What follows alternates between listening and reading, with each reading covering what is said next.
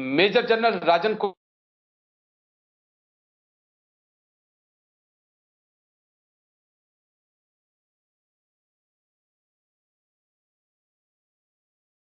जी मेरी आप सुन पा रहे हैं मुझे सर?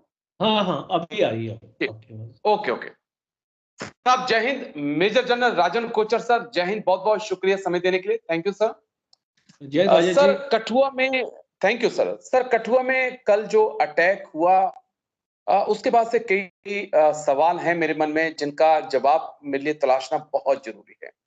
पहला सवाल तो ये कि क्या हम शहादत देखेंगे और यही कहते रहेंगे कि बदला लिया जाएगा, या फिर वक्त आ चुका है कि बैटल ग्राउंड को अब बदला जाए? ये बैटल ग्राउंड इन भारत की जमीन पे ना होकर पाकिस्तान की जमीन पे हो। मैं इसका जवाब जानना चाहूंगा। दूसरा, मैं एक स्विफ्ट देख रहा हूं, एक चेंज देख रहा हूं कि कश्मीर वैली से आतंक 2021-22 में पुंछ और रजौरी वाली बेल्ट में पहुंचा, यहां से अब कठुआ की तरफ और डोडा की तरफ ये मिलिटेंसी बढ़ रही है। हम इसे कैसे देख सकते हैं? और एक और चीज, OGW और स्लीपर सेल्स, हम इन तक क्यों नहीं पहुंच पा रहे हैं सर? क्योंकि इनकी बिना मदद के इन इलाकों में 1 महीने तक जिंदा रहना, हथियारों के साथ घूमना, आतंकी हमले के बाद गायब हो जाना, not a possible sir. Rajesh ji, सबसे पहले इम्पोर्टेंट है कि आपका जो आपका अपना घर है, उसको आपको मजबूत करना है। और कोई भी टेररिस्ट अटैक अगर आपके देश में होता है, इसका मतलब है कि कहीं ना कहीं पे आपकी कमियां हैं जो आपका दुश्मन एक्सप्लॉइट कर रहा है। अब हम जो कई लोग, आपने देखा होगा चैनल में बात करते हैं कि पाकिस्तान को हमको यू अटैक अपना कर देना चाहिए, उनके टेरर कैंप्स हमको नष्ट कर देने चाहिए। वो सारी चीजें हमने करके देखी हैं, वो आपको इम्पैक्ट नहीं देती हैं। आपको अपने देश के अंदर आपकी अपनी जो सिक्योरिटी फोर्सेस हैं, आप क्या उनको प्रायोरिटी दे रहे हैं? क्या अपनी सिक्योरिटी फोर्सेस को आप मजबूत कर रहे हैं? क्या उनके पास इस तरीके के हथियार, सर्वेलेंस इक्विपमेंट और ISR इक्विपमेंट है कि वो ये जितनी इन्फिल्ट्रेशन होती है या हो रही है, या जैसे आपने अभी मेंशन किया कि OGWs हैं, ये सारे लोग हैं, तो आपके इन्फॉर्मर्स कहाँ चले गए? आपकी ह्यूमन इंटेलिजेंस कहाँ चली गई? अब आप देखिए गलत पॉलिसीज का नतीजा। अब आप साउथ कश्मीर में बहुत अच्छी तरीके से एक यूनिफाइड कमांड हेडक्वार्टर बनाया, जिसमें आपने G15 कोर को लगाया, आपने DGP आपके जो जम्मू कश्मीर के उसका हिस्सा थे, आपने CRPF को भी उसमें शामिल किया, और आपने पूरी इंटेलिजेंस एजेंसीज को उसका एक हिस्सा बनाया। और दो चीजें आपने की बहुत इंपॉर्टेंट। एक, आपने काउंटर इन्फिल्ट्रेशन ग्रिड बनाया, जिसमें आपने 3 टियर में उस ग्रिड को डिप्लॉय किया। एक आपका बॉर्डर से लेके, और आपने फिर उसको अपना अंदर आपके जो आपका हिंटरलैंड था, और आपने इसको लोकल पॉपुलेशन तक, गांव तक आपने इंफॉर्मेशन को डोमिनेट किया। अब फिर आपने एक काउंटर टेररिज्म ग्रिड बनाया कि आपने मॉनिटर किया कि कौन से एरिया आपके सेंसिटिव हैं। अगर आपके इसको साउथ कश्मीर में अगर 200-250 आपके एरियाज हैं जहां पे आपको ऐसा लगा कि यहाँ पे पॉसिबिलिटी है, तो आपने उस 200-250 विलेजेस में आपने एक मैट्रिक्स बनाया, और आपने आइडेंटिफाई किया कि इसमें से 20-25 गांव हैं जहां पे मुझे अपनी नजर हमेशा रखनी है। और आपने इस 20-25 गांव में अपने इन्फॉर्मर्स रखे, जो आपको टाइम पे टाइम इंफॉर्मेशन देते थे। उसकी वजह से जितने भी अटैक होते थे, आप उसको प्रीएम्प्ट कर लेते थे। अब आप इस टेम्पलेट को पूंछ रजौरी में आप अपना लेके जाओ, और अभी डोडा कठुआ का भी जो नया एरिया हम उसको देख रहे हैं। अब आपने क्या किया, जब आपका चाइना के 2020 में आपने देखा कि उस बॉर्डर पे एक फौजों की जरूरत थी, बिकॉज आपके पास उतनी फौज है, आपके पास 12 जी लाख की फौज है। और अब आपकी पहली पॉलिसी को मैं क्वेश्चन करूंगा। बड़ी बड़ी स्टेटमेंट्स आपने दी गवर्नमेंट की तरफ से कि हम अपनी फौज को राइट साइज करना चाहते हैं, डाउन साइज करना चाहते हैं। जब अपनी फौज अगर आप कम कर रहे हैं, और ये जो एरिया रजौरी पुंछ का था, इसमें आपने फौजें निकाल दी और यहाँ पे जी गैप्स थे, उस गैप्स का आपके दुश्मन ने फायदा उठाया। अब एक बेसिक प्रिंसिपल है टेररिज्म, एंटी टेररिज्म का, एरिया डोमिनेशन। अब ओके एरिया डोमिनेशन बहुत जरूरी होता है कोई भी टेररिज्म को खत्म करने के लिए। अगर जी आप उस मौका ही नहीं दोगे, उस टेररिस्ट को मौका ही नहीं दोगे घूमने फिरने का आपके एरिया में, आप उस एरिया को इस तरीके से डोमिनेट करोगे, तो आप देखोगे कोई वारदात नहीं होगी। पर अगर आप देखोगे कि आपने उसको एक खुली छूट दे रखी है, वो कहीं पर भी जा सकता है, उसको वहां पे फौज नहीं मिलेगी। और अगर ओके आप ये कठुआ का इंसिडेंट एनालाइज करें, आज मैं पढ़ रहा था इंफॉर्मेशन जो मुझे आ रही थी काफी सोर्सेज से, वो इंफॉर्मेशन एक बहुत ही सीरियस एक सिचुएशन हमको बता रही है कि कथुआ और डोडा के एरियाज में आपकी सबसे कम फौज की डिप्लॉयमेंट है। ओके अगर आप, दुश्मन को ये खबर कहां से मिल रही है? दुश्मन ने अपने इन्फॉर्मर्स पाल रखे हैं। आपके अपने एरिया में जम्मू एंड कश्मीर के लोग हैं ये, जो उनको इन्फॉर्मेशन दे रहे हैं कि भाई यहाँ तो फौज है नहीं, आप इधर आ जाओ और जी आपको हम सेफ हाउस दे देंगे। अभी उनको ऐसा आपको सेफ हाउस दिया जा रहा है कि उसकी इंफॉर्मेशन फौज को नहीं है। क्यों नहीं है? क्योंकि जो आपने 2 साल पहले इस एरिया में आपने एक इंटेलिजेंस नेटवर्क और आपने एक काउंटर टेररिज्म नेटवर्क आपने एस्टेब्लिश किया था, आपने उसको तोड़ दिया। और एक बिल्कुल सर इंटेलिजेंस का एक बेसिक रूल होता है कि अगर आपको एक नेटवर्क एस्टेब्लिश करने में आपको कई साल लगते हैं और तोड़ने में कई महीने लग जाएंगे, तो आपने बिल्कुल जो सर मेहनत थी, इतने सालों की मेहनत थी, 2005 से लेके 2015 तक आपने ये पूरा नेटवर्क एस्टेब्लिश किया, आपने इसको डिसमेंटल कर दिया। अब ओके जब एक नेटवर्क को आप डिसमेंटल करते हो तो उसमें टाइम लगता है उस नेटवर्क को दोबारा से रिसस्टिकेट करने के लिए। और ये प्रॉब्लम मैं आपको ये जो इंफॉर्मेशन है, जी ये मैं आपको ग्राउंड से दे रहा हूँ। और ओके सर ऑफिसर से जब हम बात करते हैं, जो हमारे ऑफिसर्स जो हमारे साथ नौकरी किए, आज वो कर्नल और ब्रिगेडियर हैं, जब जी उनसे बात करते हैं तो ये चीजें सामने आ रही हैं। और इसीलिए मैं इसका जिक्र कर रहा हूं। मैं कोई ऐसा एक रिटायर्ड ऑफिसर जो फौज को 5 साल पहले छोड़ दिए, मैं उस चीज पे नहीं आपको इंफॉर्मेशन दे रहा हूं, आपको मैं करंट इंफॉर्मेशन दे रहा ओके हूं कि ये एक्चुअल वजह है। ये एक बहुत भारी गलती है। और मैं गवर्नमेंट से अपील करूंगा ए, आपके चैनल के थ्रू। एक लास्ट पॉइंट मैं देना चाहता हूं, जी इसको नेक्स्ट क्वेश्चन से आने के लिए। मैं गवर्नमेंट से अपील करता हूं कि आप अपनी फौज को कम मत कीजिए। आपके 15,000 किलोमीटर का आपका बॉर्डर है, 10,000 कंटेस्टेड है। आपके दो ऐसे न्यूक्लियर पावर आपके नेबर हैं जो आपसे होस्टाइल हैं। वो मौका ढूंढ रहे हैं, चाइना में भी, लद्दाख में भी और एलएसी में भी वो मौका ढूंढ रहे हैं कि कहाँ पे हम एक आपको हरकत वहां पे कर सकते हैं, जहां पे फौज को वीक देखेंगे वहां पर भी अटैक होगा।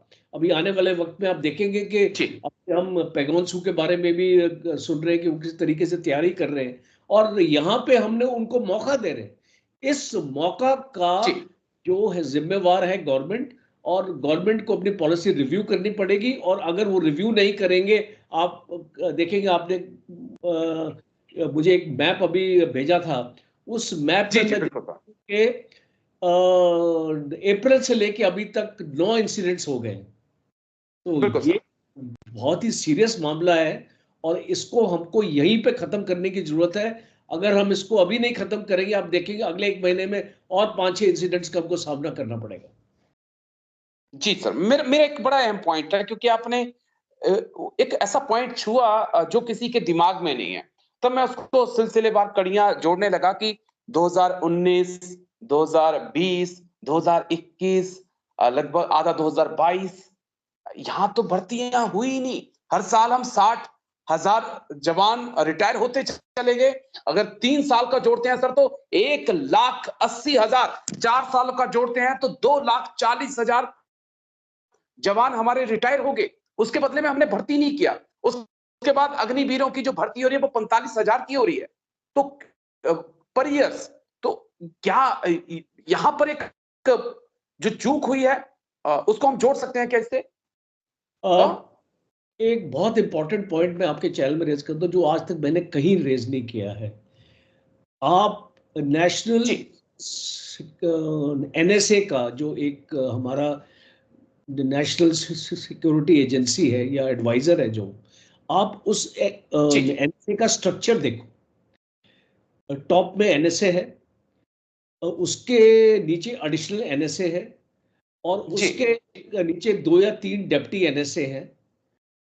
इस तीनों स्ट्रक्चर में कहीं पर भी आपको कोई भी फौजी नजर नहीं आएगा। It's all IPS dominated. अब आप नेशनल सिक्योरिटी की बात करते हैं। नेशनल सिक्योरिटी किसका जिम्मा है? You tell me. Is it the IPS और is it the Indian army और द आर्म्ड फोर्सेस?